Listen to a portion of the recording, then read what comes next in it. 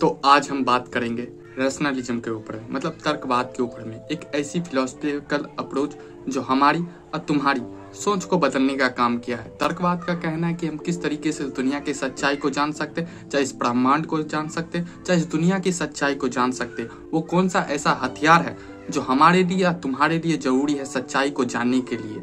क्या हम सेंसों पे, चाहे अपनी इंद्रियों के द्वारा सच्चाई को जान सकते हैं, या किसी भी तर्क या रीजन का सहारा लेना पड़ेगा तभी हम सच्चाई को जान सकते हैं। तो वही है रैशनलिज्म के ऊपर में आज हम चर्चा करेंगे। इसको अच्छे से समझने के लिए 3 महान फिलोसफर द्वारा इस बातों को समझने की कोशिश करेंगे, इस विचार को जानने की कोशिश करेंगे किस तरीके से हम सच्चाई को जान सकते हैं और किस तरीके से इस दुनिया के, इस ब्रह्मांड के सच्चाई को जानने की कोशिश कर सकते हैं। वो कौन सा मेथड है या वो कौन सा तरीका है जिसके द्वारा हम सच्चाई को जान सकते हैं। तो चलते हैं पॉइंट पे।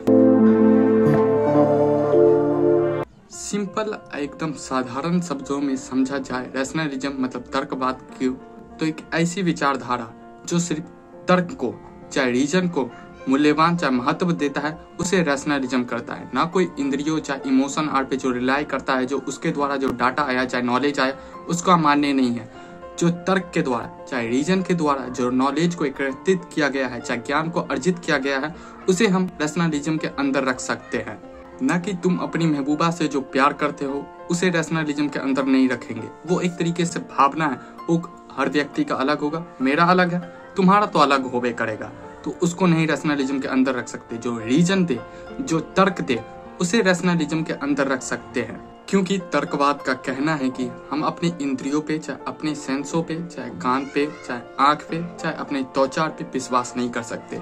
ये हर व्यक्ति का अलग हो सकता है, कभी कुछ बता सकता है, कभी कुछ बता सकता है। इसलिए हम इस सब चीज पे कभी रिलाई नहीं कर सकते। क्योंकि अगर तुम पानी में हाथ डालते हो, चाहे पानी में अपने हाथ की परछाई देखोगे तो वो टूटा हुआ नजर आएगा। तो क्या सच में ऐसा होता है? चाहे तुम्हारी महबूबा तुम्हारे लिए क्या फील करती है, चाहे दूसरे के लिए क्या फील करती है, चाहे मेरे लिए क्या फील करती है, तो वो इमोशन चाहे भावना पे रिलाई नहीं करता, वो किसी भी अलग अलग चीजों पे रिलाई नहीं करता। वो लॉजिक चाहे तर्क और रीजन को मानता है। उसे रैशनलिज्म कहते हैं सिंपल सा शब्दों में। पहले हमारे फिलोसफर आते हैं डिस्कार्ट। कहते हैं कि अगर हम सेंसों पे रिलाई नहीं कर सकते तो किस तरीके से हम जाने की सच्चाई क्या होगी, चाहे सच को किस तरीके से पहचाने। तो डिस्कार्ट कहते हैं कि हमको अगर सच की जानकारी इकट्ठा करना, चाहे सच को जानना है, तो सबसे ज्यादा जरूरी है कि उसको क्वेश्चन करें। जितना क्वेश्चन कर सकते हैं उतना बेहतर रहेगा, और तब तक करें जब तक उसका असली वर्जन चाहे रियलिटी देखने को ना मिले। वहां तक हमको क्वेश्चन करते रहना है, तभी हम सच्चाई का पता लगा सकते हैं।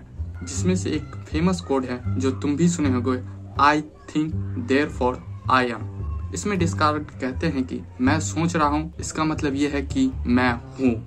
इसीलिए तुमको किसी भी सच्चाई को जानना है तो सबसे ज्यादा जरूरी है कि जितनी भी पुरानी नॉलेज चाहे ज्ञान है उसको क्वेश्चन करो। जब तक शक नहीं करोगे तब तक बहुत कम चांस है कि तुम सच्चाई तक जा सकते हो।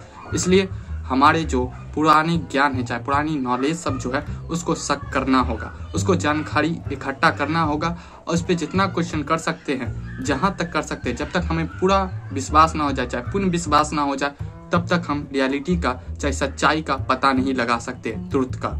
डिस्कार्ट को मॉडर्न फिलॉसफी का फादर भी कहते हैं।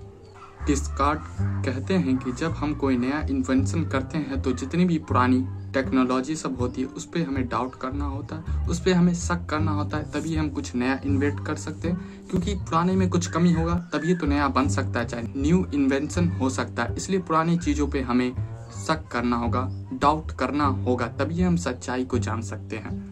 अगर कोई भी नेता नया बिल अप्लाई करना चाहता है, चाहे नया बिल को निकालना चाहता है, तो उसे पुराने बिल के बारे में, चाहे पुराना जो नियम सब है उसकी भी जानकारी होना चाहिए, तभी नया को निकाल सकता है। क्योंकि पुराने में कुछ कमजोरियां होगी, चाहे कुछ शक होगा, तभी हम नया को इन्वेंट कर सकते हैं, चाहे नया चीज को बना सकते हैं। इसलिए डिस्कार्ट का कहना है कि हमें जितनी भी पुरानी नॉलेज सब है, जो भी एक ज्ञान सब है, उसको हमें डाउट करना होगा, और जितना डाउट कर सकते हैं, जब तक निश्चित ना हो जाए पूरी तरीके से, तब तक हमें डाउट करते रहना है और सच्चाई के जानने के पीछे ध्यान देते रहना।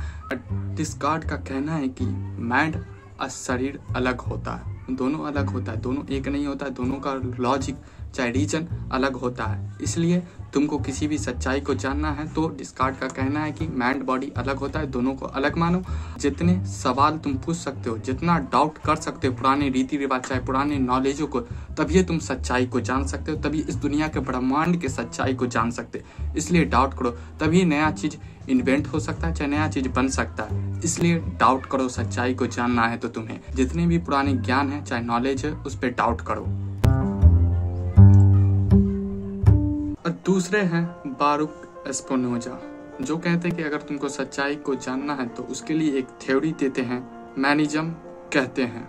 ये एक ऐसी नई सोच है जो दुनिया को देखने का एक और नया नजरिया देता है आपको, जिसमें स्पिनोजा कहते हैं कि ईश्वर और प्रकृति, नेचर और गॉड दोनों एक ही हैं, दोनों अलग नहीं है, दोनों एक ही हैं। गॉड ही नेचर है और प्रकृति ही ईश्वर है, मतलब दोनों एक ही है, दोनों में अलग कुछ नहीं। स्पिनोजा कहते हैं कि दुनिया में जो भी चीज है वह हर चीज एक ही है, बस उसका नाम कभी कुछ है, कभी कुछ है तो कभी कुछ है, लेकिन चीज एक ही है।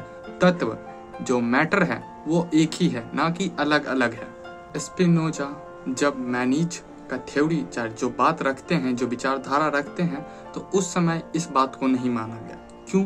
तो उस समय ऐसा बोला जाता था कि ईश्वर अलग है और नेचर अलग है, दोनों अलग है। लेकिन आज के समय में बहुत सारे ऐसे व्यक्ति हैं जो बोलते हैं कि दोनों एक है, लेकिन जब ये थ्योरी आई थी तब इसको बहुत ही ज्यादा बहुत ही ज्यादा बुरा बोला गया कि तुम कैसे बोल सकते हो कि एक ही है।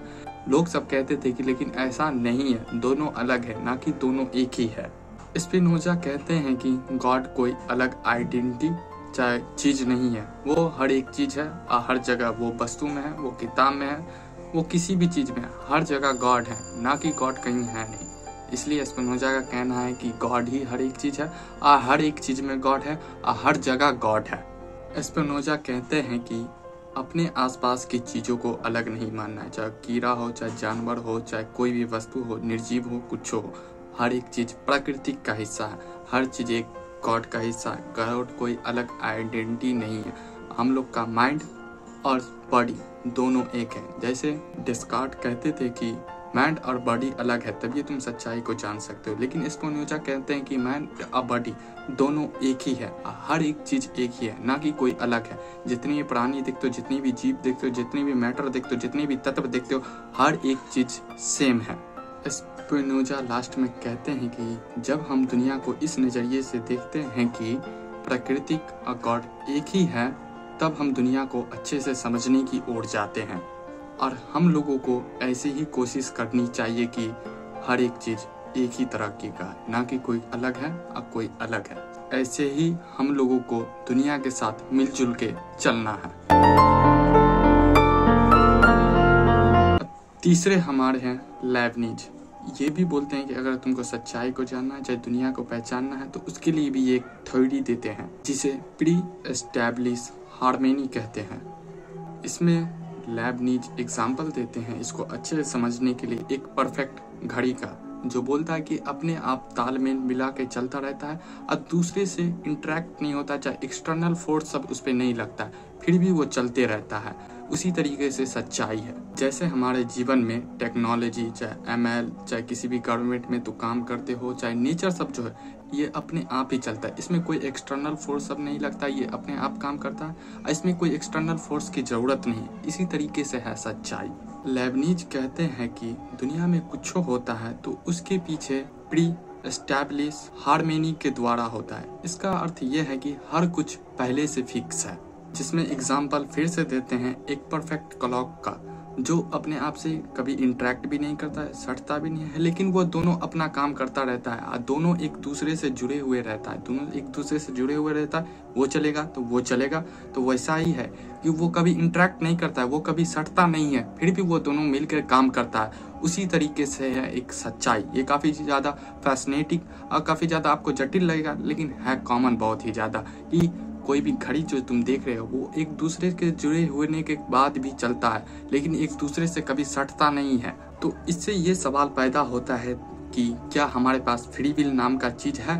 जो फ्री विल लोग सब बोलते रहते हैं कि तुम अपने मन के हिसाब से कर सकते हो, तुम अपने मन से डिसीजन ले सकते हो, चाहे अपने मन से चूज कर सकते हो। तो क्या सच में ये सब चीज एग्जिस्ट करता है? तो लेबनीज कहते हैं कि फ्री विल है, तुम अपना डिसीजन खुद ले सकते हो, तुम अपना चूज कर सकते हो कि हमको क्या चीज करना है और क्या चीज नहीं करना है। ये सब एक एक्सटर्नल फोर्स सब नहीं होता है, तुम्हारे पास फ्री विल है, तुम जो करना चाहते हो वो कर सकते हो, तुम्हारे पास आज़ादी है, स्वतंत्रता तुम्हारे पास है।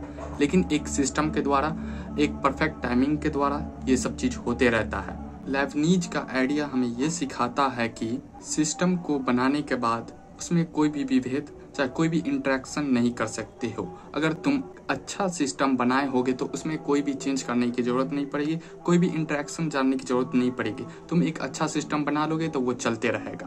तो यही था रैशनलिज्म और तर्कवाद। ये सभी विचारों के द्वारा हम सच्चाई को जानने के पीछे जाते हैं कि हम सच्चाई को कैसे जान सकते हैं, चाहे किस तरीके से सच्चाई को पहचान सकते हैं, चाहे अपने आसपास की दुनिया वाले लोगों की सच्चाई कैसे जान सकते हैं। आई होप आप समझे होंगे। आपको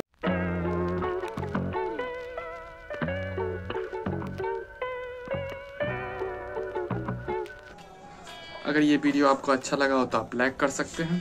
अगर आप नए हो तो चैनल को सब्सक्राइब भी कर सकते हैं। अगर आपको कुछ बात अच्छा लगा हो या ख़राब लगा हो या जो आपका ओपिनियन है तो वो आप कमेंट बॉक्स में बता सकते हैं। वेलकम है। बाय।